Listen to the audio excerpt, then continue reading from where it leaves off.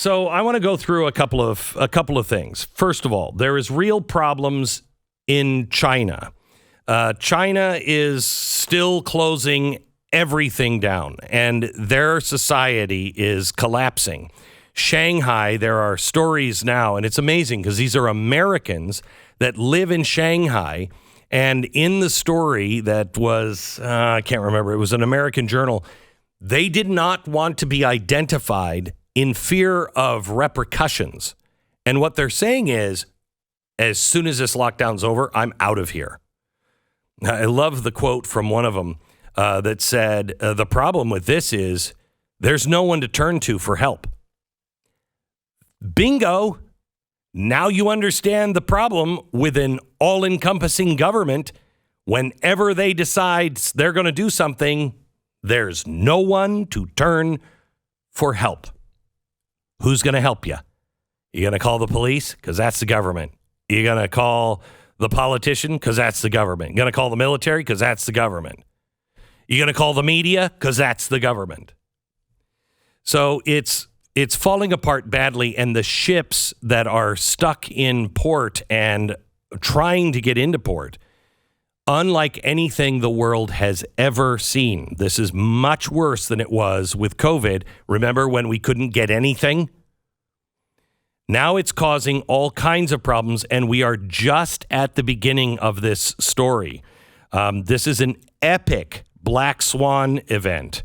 And with the war in Ukraine and the bird flu pandemic, I don't know if anybody's been paying attention to that, but that's causing real problems here in the United States. And this is assuming now that in the next 12 months, there are no natural disasters. We are now facing the worst global food crisis since World War II. I want you to think about this. The worst food crisis since World War II. This is a problem. Senator Roger Marshall said that we are going into a worldwide famine and, quote, it is definitely going to happen. Now, let me just give you a couple of things that just, the low-hanging fruit here so you can understand what's coming. You're going into the grocery store. Have you noticed that there's not empty shelves, but they're not as full as they usually are? If you've noticed that, you might have noticed that in the canned dog food. Canned dog food there's starting to be a shortage in America of canned dog food. Not going to be able to get it. Why? Couple of reasons. Chicken and turkey, because of the Asian flu, now going through our bird population, which we are just slaughtering turkeys and chickens left and right. You can't get cheap food for your dog. You can't get the chicken and the turkey for the dog food. Plus, there's an aluminum can shortage. There's a shortage of aluminum. Those two things are only going to get worse. Now, if you also are heading into summer, wherever you live, and there are pools around, try buying chlorine.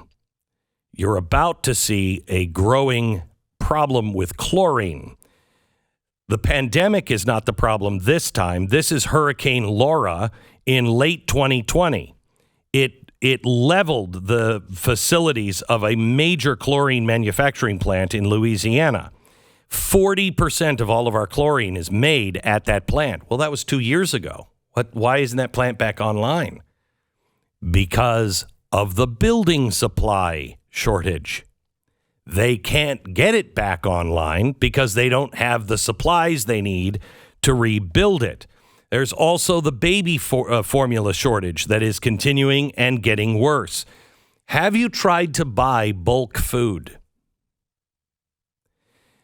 I kind of hang in the circles of preppers, and my church is big on this. You try to go to, they're always like, we got food. Don't worry. You can just come get food and buy the food here at cheap price. You can't buy it. You can only buy it in limited supplies now. That is remarkable. Rice is going to go up. Rice is going to go way up. The food shortages are going to get worse, and we will feel them here. Over in Europe, they're already rationing cooking oil because of the Ukrainian war.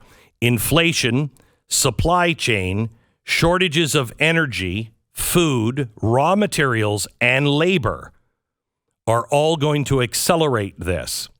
And the war is only going to make things worse.